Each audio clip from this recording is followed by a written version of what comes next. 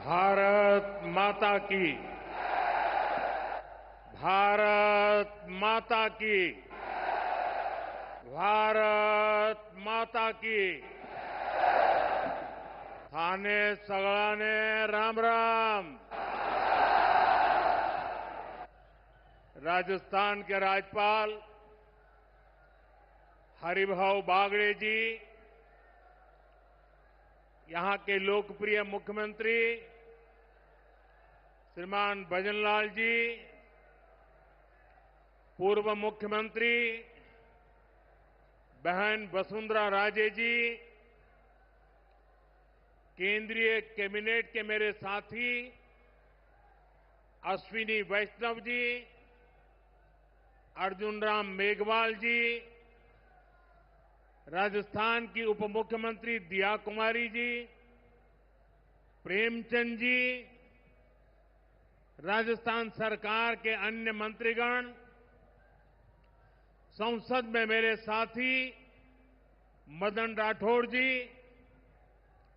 अन्य सांसद और विधायकगण और मेरे प्यारे भाई और बहनों,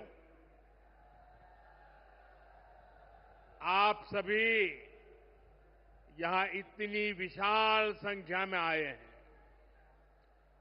और इतनी भयंकर गर्मी के बीच, और आज इस कार्यक्रम से देश के 18 राज्य और केंद्र शासित प्रदेशों से भी लाखों लोग ऑनलाइन आज यहां हमारे साथ जुड़े हैं। अनेक राज्यों के राज्यपाल, मुख्यमंत्री, लेफ्टिनेंट गवर्नर, अन्य जनप्रतिनिधि आज हमारे साथ हैं। मैं देश भर से जुड़े सभी महानुभावों का, जनता जनार्दन का अभिनंदन करता हूं। भाइयों और बहनों, मैं यहां पर करणी माता का आशीर्वाद लेकर आपके बीच आया हूं। करणी माता के आशीर्वाद से विकसित भारत बनाने का हमारा संकल्प और मजबूत हो रहा है। थोड़ी देर पहले विकास से जुड़ी 26,000 करोड़ रुपए की परियोजनाओं का यहां शिलान्यास और लोकार्पण हुआ है। मैं इन परियोजनाओं के लिए देशवासियों को, राजस्थान के मेरे भाई बहनों को बहुत बहुत बधाई देता हूं। साथियों, विकसित भारत बनाने के लिए आज देश में आधुनिक इंफ्रास्ट्रक्चर बनाने का बहुत बड़ा महायज्ञ चल रहा है। हमारे देश की सड़कें आधुनिक हो, हमारे देश के एयरपोर्ट आधुनिक हो, हमारे यहां रेल और रेलवे स्टेशन आधुनिक हो, इसके लिए पिछले 11 साल में अभूतपूर्व गति से काम किया गया है। आप कल्पना कर सकते हैं, इंफ्रास्ट्रक्चर के इन कामों पर देश पहले जितना पैसा खर्च करता था, आज उससे 6 गुना ज्यादा पैसा खर्च कर रहा है। 6 गुना ज्यादा। आज भारत में हो रहे इन विकास कार्यों को देखकर दुनिया भी हैरान है। आप उत्तर में जाएंगे तो चिनाब ब्रिज जैसा निर्माण देखकर लोग हैरान हैं। पूर्व की तरफ जाएंगे तो अरुणाचल की सेला टनल, असम का बोगीबिल ब्रिज आपका स्वागत करते हैं। पश्चिम भारत में आएंगे तो मुंबई में समंदर पर बना अटल सेतु नजर आएगा। सुदूर दक्षिण में देखेंगे तो पंबन ब्रिज मिलेगा, जो अपनी तरह का देश का पहला ब्रिज है। साथियों, आज भारत अपनी ट्रेनों के नेटवर्क को भी आधुनिक कर रहा है।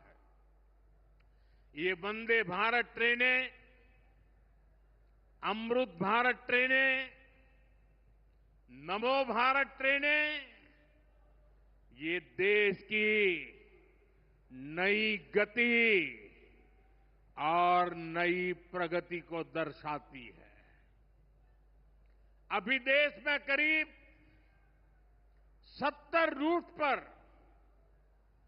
वंदे भारत ट्रेनें चल रही है। इससे दूर सुदूर के इलाकों में भी आधुनिक रेल पहुंची है। बीते 11 साल में सैकड़ों रोड ओवरब्रिज और रोड अंडरब्रिज का निर्माण किया गया है। 34,000 किलोमीटर से ज्यादा के नए रेल ट्रैक बिछाए गए हैं। अब ब्रॉडगेज लाइनों पर मानव रहित क्रॉसिंग, वो बात इतिहास बन चुकी है, खत्म हो चुकी है। हम मालगाड़ियों के लिए अलग से स्पेशल पटरियां, डेडिकेटेड फ्रेट कॉरिडोर का काम भी तेजी से पूरा कर रहे हैं। देश के पहले बुलेट ट्रेन प्रोजेक्ट पर काम चल रहा है और इन सबके साथ ही हम एक साथ देश के करीब 1300 से अधिक रेलवे स्टेशनों को भी आधुनिक बना रहे हैं। साथियों, आधुनिक हो रहे इन रेलवे स्टेशनों को देश ने अमृत भारत स्टेशन का नाम दिया है। आज इनमें से 100 से अधिक अमृत भारत स्टेशन बनकर के तैयार हो गए हैं। सोशल मीडिया पर भी लोग देख रहे हैं कि इन रेलवे स्टेशनों का पहले क्या हाल था और अब कैसे इनकी तस्वीर बदल गई है। साथियों, विकास भी, विरासत भी, इस मंत्र का इन अमृत भारत रेलवे स्टेशनों पर उसका नजारा साफ साफ दिखाई देता है। ये स्थानीय कला और संस्कृति के भी नए प्रतीक है। जैसे राजस्थान के मांडलगढ़ रेलवे स्टेशन पर महान राजस्थानी कला संस्कृति के दर्शन होंगी। बिहार के थावे स्टेशन पर मां थावे वाली के पावन मंदिर और मधुबनी चित्रकला को दर्शाया गया है। मध्य प्रदेश के ओरछा रेलवे स्टेशन पर आपको भगवान राम की आभा का एहसास होगा। श्रीरंगम स्टेशन का डिजाइन भगवान श्री रंगनाथ स्वामी जी के मंदिर से प्रेरित है। गुजरात का डाकोर स्टेशन रणछोड़राय जी से प्रेरित है। तिरुवन्नामलई स्टेशन द्राविड़ वास्तुकला के अनुसार डिजाइन किया गया है। बेगमपट स्टेशन पर आपको काकतीय साम्राज्य के समय का आर्किटेक्चर देखने को मिलेगा। यानी हर अमृत स्टेशन पर आपको भारत की हजारों साल पुरानी विरासत के दर्शन भी होंगे। ये स्टेशन हर राज्य में टूरिज्म को भी बढ़ावा देने के माध्यम बनेंगे, नौजवानों को रोजगार के नए मौके देंगे और मैं उन शहर के नागरिकों को, रेलवे में यात्रा करने वाले पैसेंजर से प्रार्थना करूंगा, ये सारी संपत्ति के मालिक आप हैं। कभी भी वहां गंदगी न हो, इस संपत्ति का नुकसान न हो, क्योंकि आप उसके मालिक हैं। साथियों, इंफ्रास्ट्रक्चर बनाने के लिए जो पैसा सरकार खर्च करती है, वो रोजगार भी बनाता है, व्यापार कारोबार भी बढ़ाता है। जो हजारों करोड़ रुपए सरकार लगा रही है, ये पैसा मजदूर की जेब में जा रहा है, ये दुकानदार को मिल रहा है, दुकान और फैक्ट्री में काम करने वाले लोगों को मिल रहा है। रेत, बजरी, सीमेंट, ये सारी चीजें ढोने वाले ट्रक, टेम्पो चलाने वालों को भी इससे फायदा होता है। और जब ये इंफ्रास्ट्रक्चर बनकर तैयार हो जाता है, तो फिर अनेक गुना और फायदे होते हैं।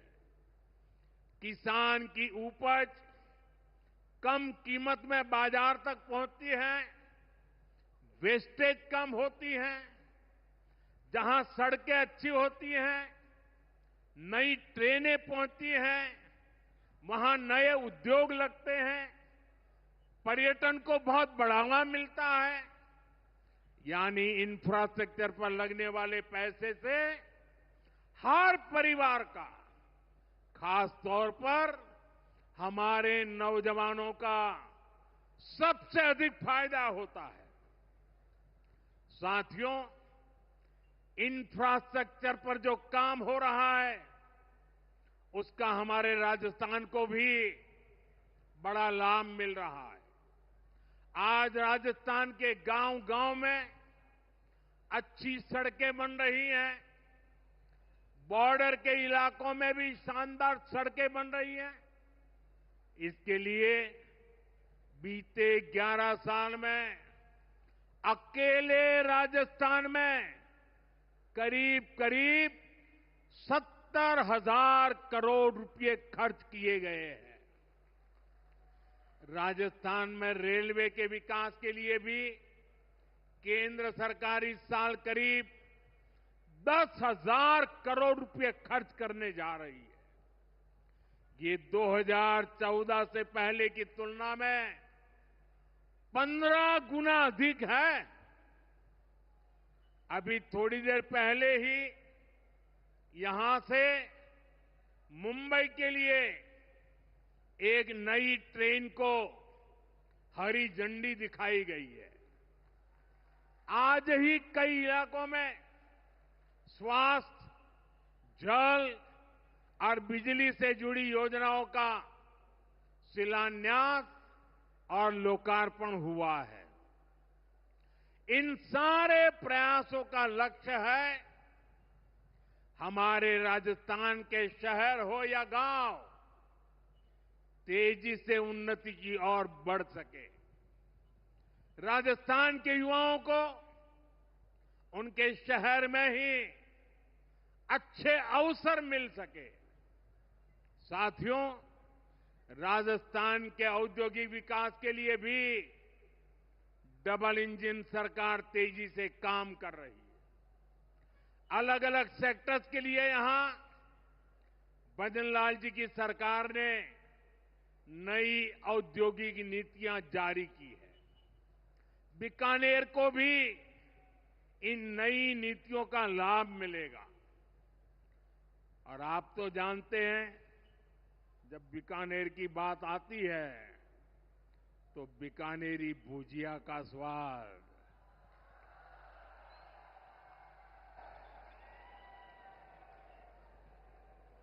और बीकानेरी रसगुल्लों की मिठास,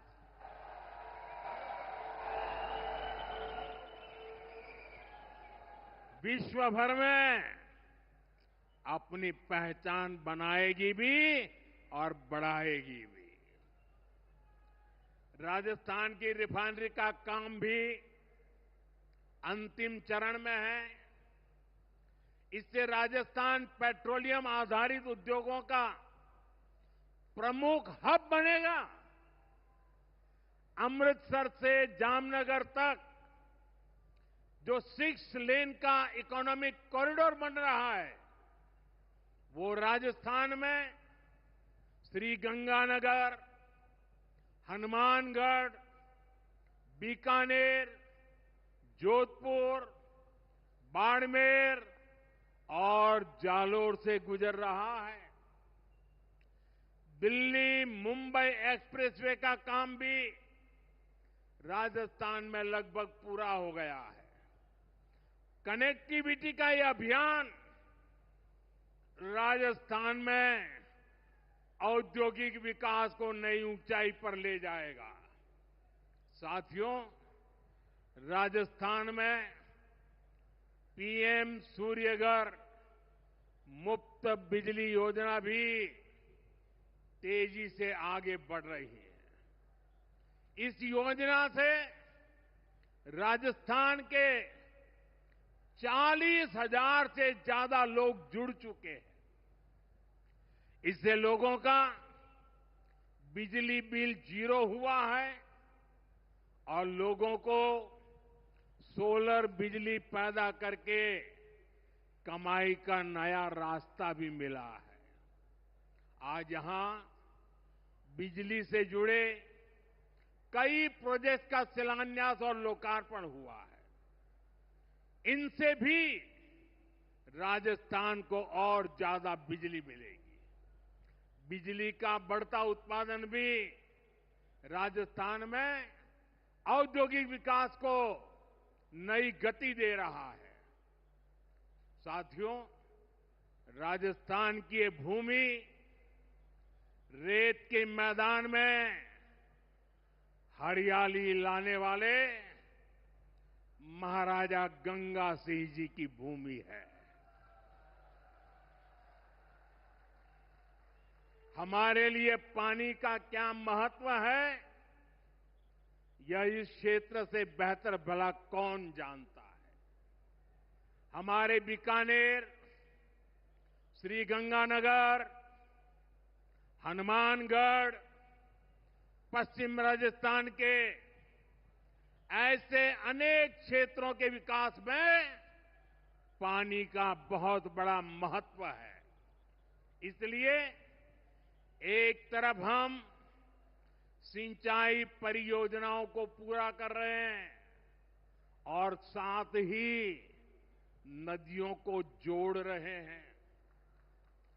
पार्वती, काली सिंध, चंबल लिंक परियोजना से राजस्थान के अनेक जिलों को लाभ होगा। यहां की धरती, यहां के किसानों को फायदा होगा। साथियों,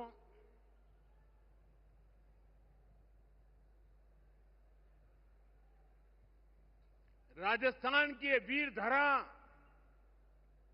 हमें सिखाती है कि देश और देशवासियों से बड़ा और कुछ नहीं।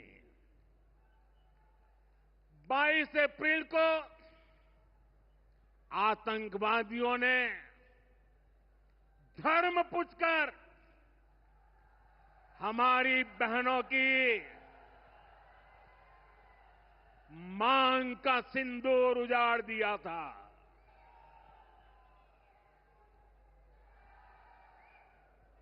वो गोलियां पहलगाम में चली थी, लेकिन उन गोलियों से 140 करोड़ देशवासियों का सीना छलनी हुआ था।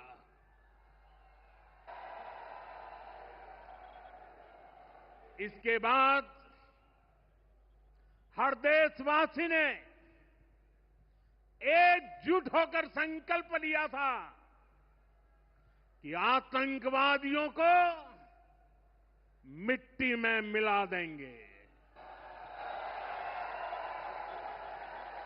उन्हें कल्पना से भी बड़ी सजा देंगे। आज आपके आशीर्वाद से, देश की सेना के शौर्य से हम सब उस प्रण पर खरे उतरे हैं।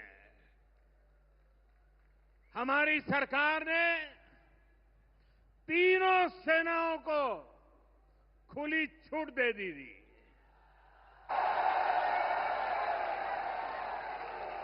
और तीनों सेनाओं ने मिलकर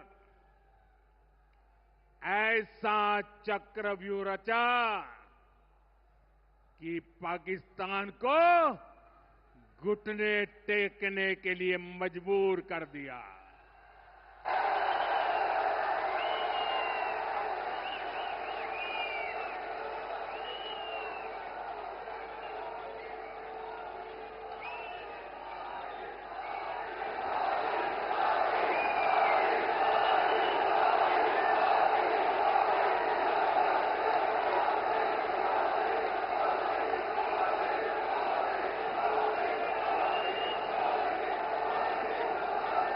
साथियों,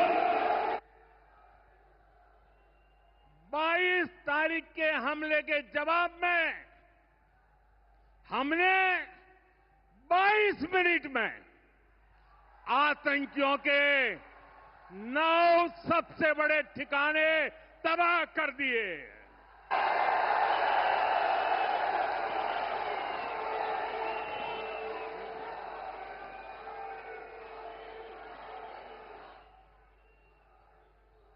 दुनिया ने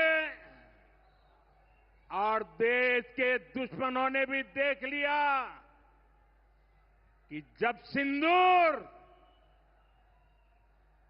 सिंदूर बारूद बन जाता है तो नतीजा क्या होता है।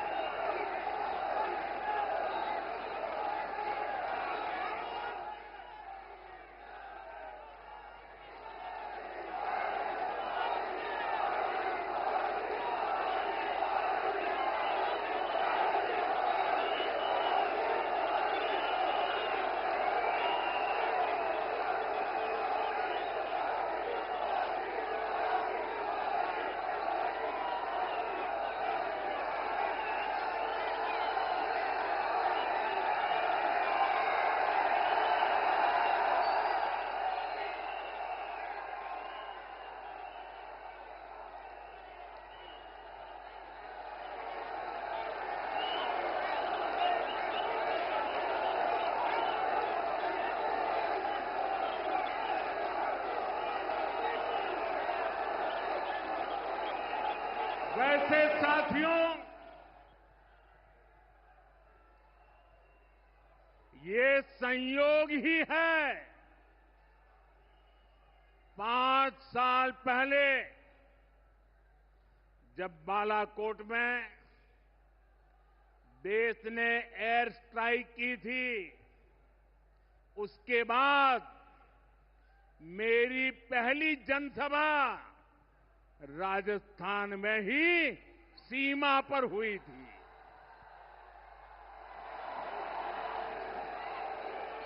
वीर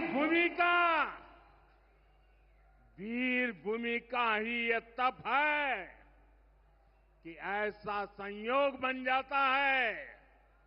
अब इस बार जब ऑपरेशन सिंदूर हुआ तो उसके बाद मेरी पहली जनसभा फिर यहां वीरभूमि राजस्थान की सीमा पर बीकानेर में आप सभी के बीच हो रही है।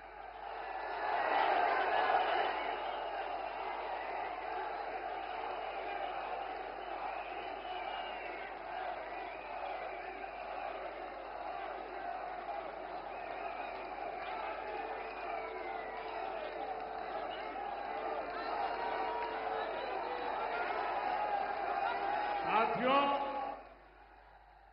चूरू में मैंने कहा था, एयर स्ट्राइक के बाद मैं आया था, तब मैंने कहा था, सौगंध मुझे इस मिट्टी की, मैं देश नहीं मिटने दूंगा, मैं देश नहीं झुकने दूंगा।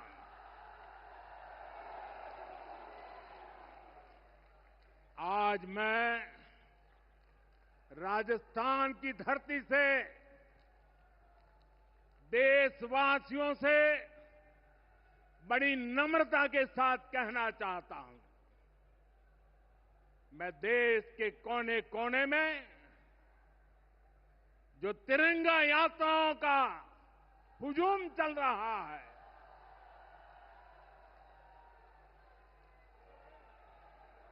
मैं देशवासियों से कहता हूं,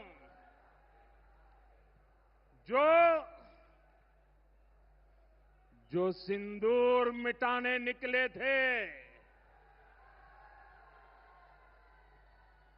जो सिंदूर मिटाने निकले थे, उन्हें मिट्टी में मिलाया है।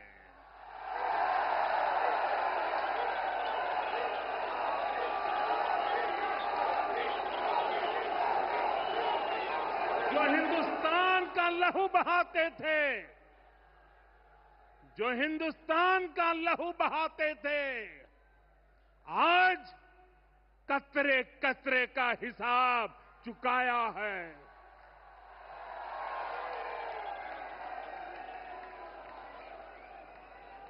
जो सोचते थे भारत चुप रहेगा, आज वो घरों में डूब डूब के पड़े हैं।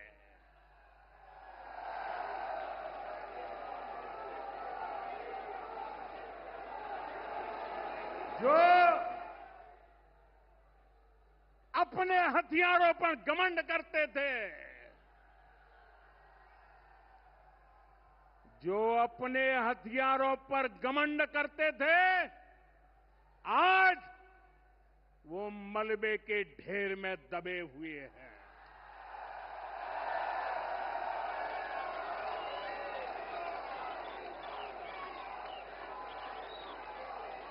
मेरे प्यारे देशवासियों, ये शोध प्रतिशोध का खेल नहीं, ये शोध प्रतिशोध का खेल नहीं, ये न्याय का नया स्वरूप है।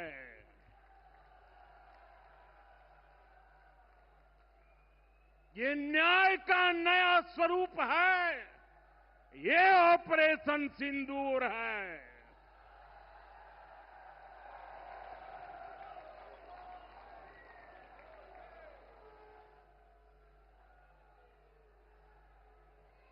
ये सिर्फ आक्रोश नहीं है, ये सिर्फ आक्रोश नहीं है, ये समर्थ भारत का रौद्र रूप है।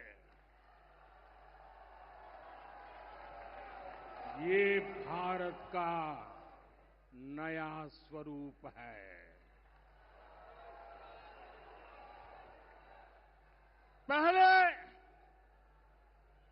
पहले घर में घुसकर किया था वार, पहले घर में घुसकर किया था वार, अब सीधा सीने पर किया प्रहार है।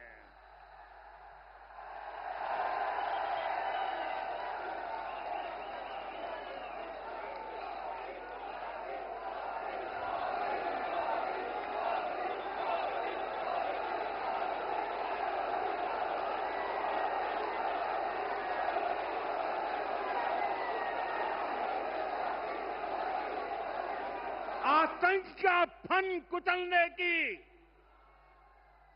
आतंक का फन कुचलने की यही नीति है, यही रीति है, यही भारत है, नया भारत है। ये भारत माता की, भारत माता की, भारत माता की। साथियों, ऑपरेशन सिंदूर ने आतंकवाद से निपटने के 3 सूत्र तय कर दिए हैं। पहला, भारत पर आतंकी हमला हुआ तो करारा जवाब मिलेगा। समय हमारी सेनाएं तय करेगी, तरीका भी हमारी सेनाएं तय करेगी और शर्तें भी हमारी होगी। दूसरा, एटम बम की गीदड़ बप्तियों से भारत डरने वाला नहीं है। और तीसरा, हम आतंक के आकाओं और आतंकी सरपरस्त सरकार को अलग अलग नहीं देखेंगे, उन्हें अलग अलग नहीं देखेंगे, उन्हें एक ही मानेंगे। पाकिस्तान का ये स्टेट और नॉन स्टेट एक्टर वाला खेल अब नहीं चलेगा। आपने देखा होगा, पूरी दुनिया में पाकिस्तान की पोल खोलने के लिए हमारे देश के 7 अलग अलग प्रतिनिधिमंडल पूरे विश्व भर में पहुंच रहे हैं। और इसमें देश के सभी राजनीतिक दलों के लोग हैं, विदेश नीति के जानकार हैं, गणमान्य नागरिक हैं। अब पाकिस्तान का असली चेहरा पूरी दुनिया को दिखाया जाएगा। साथियों, पाकिस्तान भारत से कभी सीधी लड़ाई जीत ही नहीं सकता। जब भी सीधी लड़ाई होती है तो बार बार पाकिस्तान को मुंह की खानी पड़ती है। इसलिए पाकिस्तान ने आतंकवाद को भारत के खिलाफ लड़ाई का हथियार बनाया है। आजादी के बाद पिछले कई दशकों से यही चला आ रहा था। पाकिस्तान आतंक फैलाता था,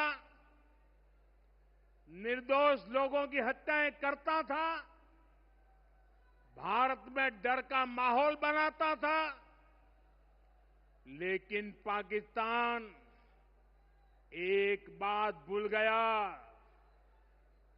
अब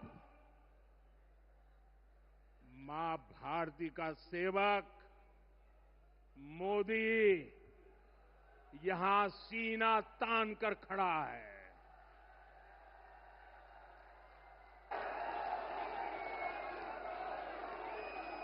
मोदी का दिमाग ठंडा है, ठंडा रहता है, लेकिन मोदी का लहू गर्म होता है।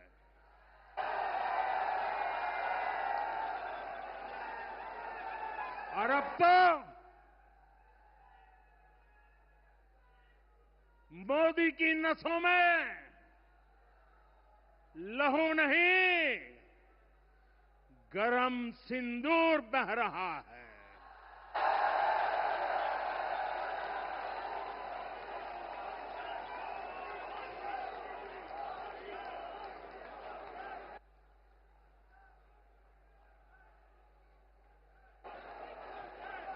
अब भारत ने दो टूक साफ कर दिया है। हर आतंकी हमले की पाकिस्तान को भारी कीमत चुकानी पड़ेगी और ये कीमत पाकिस्तान की सेना चुकाएगी, पाकिस्तान की अर्थव्यवस्था चुकाएगी। साथियों, जब मैं दिल्ली से यहां आया तो बीकानेर के नाल एयरपोर्ट पर उतरा। पाकिस्तान ने इस एयरबेस को भी निशाना बनाने की कोशिश की थी, लेकिन वो इस एयरबेस को रत्ती भर भी नुकसान नहीं पहुंचा पाया। और वहीं यहां से कुछ ही दूर सीमा पार पाकिस्तान का रहीम यार खान एयरबेस है। पता नहीं आगे कब खुलेगा। आईसीयू में पड़ा है। भारत की सेना के अचूक प्रहार ने इस एयरबेस को तहस नहस कर दिया है। साथियों, पाकिस्तान के साथ न ट्रेड होगा न टॉक। अगर बात होगी तो सिर्फ पाकिस्तान के कब्जे वाले कश्मीर की, पीओके की। और अगर पाकिस्तान ने आतंकियों को एक्सपोर्ट करना जारी रखा तो उसको पाई पाई के लिए मोहताज होना होगा। पाकिस्तान को भारत के हक का पानी नहीं मिलेगा। भारतीयों के खून से खेलना पाकिस्तान को महंगा पड़ेगा। ये भारत का संकल्प है और दुनिया की कोई ताकत हमें इस संकल्प से टिका नहीं सकती है।